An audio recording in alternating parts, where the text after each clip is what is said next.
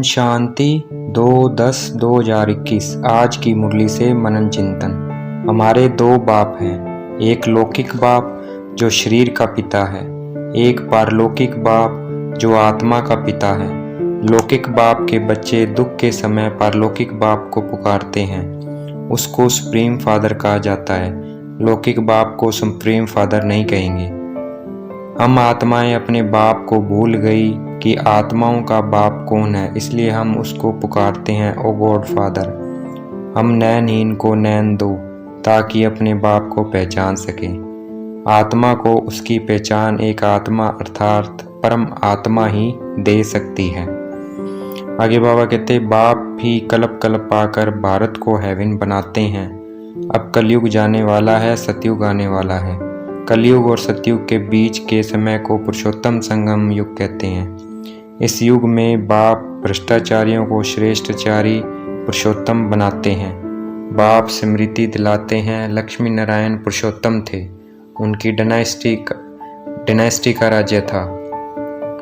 लक्ष्मी नारायण की पूजा करते हैं, मंदिर बनाते हैं, परंतु लक्ष्मी नारायण का राज्य कब था, कैसे राज्य पाया, ये उनको नहीं पता है। उनको जानते नहीं है, इसलिए इसको ब्लाइंड फेथ कहा जाता है।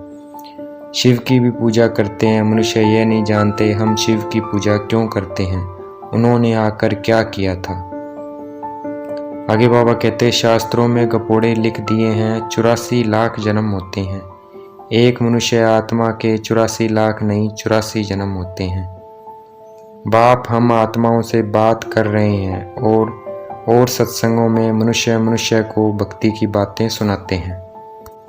आगे बाबा कहते मनुष्य गुड़ियों की पूजा करते रहते हैं, एक की भी बायोग्राफी नहीं जानते, अनेक धक्के खाते रहते हैं, तीर्थ पर जाते रहते हैं, लेकिन उससे प्राप्ति कुछ भी नहीं। शिव बाबा आकर ब्रह्मा द्वारा इन सब बातों का अर्थ समझाते हैं, अर्थात यथार्थ ज्ञान सुनाते हैं। आगे बाबा कहते भारत ही सबसे ऊंचा खंड है। वास्तव में भारत ही सबका तीर्थ है, क्योंकि यह पतित पावन बाप का बर्थ प्लेस है और सभी धर्म वालों की बाप ही आकर सदगति करते हैं। आगे बाबा कहते शास्त्रों में कल्प की आयु लंबी बताने से सभी कुंभकर्ण की नींद में सो गए हैं।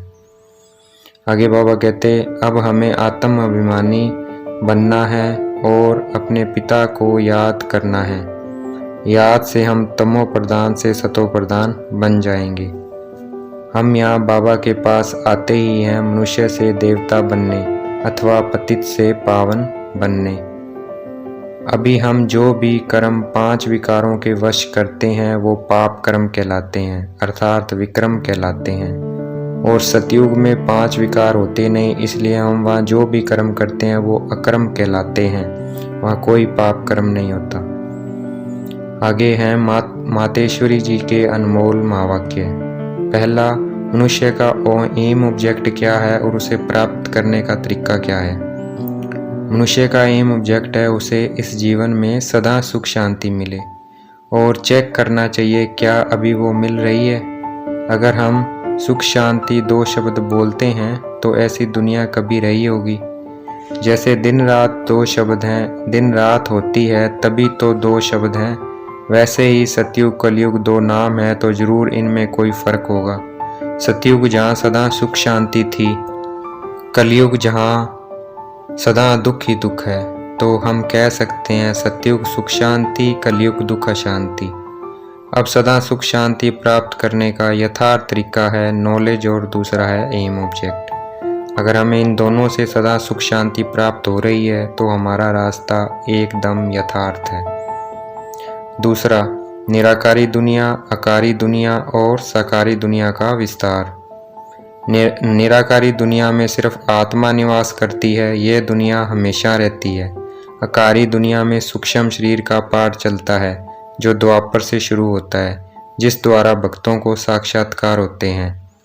उसमें भी खास पाठ 100 साल का है जिसमें हमें ब्रह्मा विष्णु शंकर के साक्षात्कार होते हैं, क्योंकि इस समय परमात्मा अपने 3 कर्तव्य करने के लिए 3 रूप रचते हैं। साकारी दुनिया, जिसमें साकार मनुष्य संप्रदाय निवास करते हैं जो कि सदा हैं। आज की मुरली का वरदान। निमित्तपन की स्मृति द्वारा अपने हर संकल्प पर अटेंशन रखने वाले निर्वाण स्वरूप भव, अर्थात कराने वाले शिव बाबा हैं। मैं निमित्त आत्मा हूँ। इस स्मृति से अपनी हर सोच पर अटेंशन रखने वाले ही किसी भी प्रॉब्लम को सॉल्व कर सकते हैं। आज की मुरली का स्लोगन। ज्ञानी तू आत्मा वह है जिसमें अपने गुण व विशेषताओं का भी अभिमान न हो। अच्छा, ओम शांति। शुक्रिया मीठे बाबा, शुक्रिया।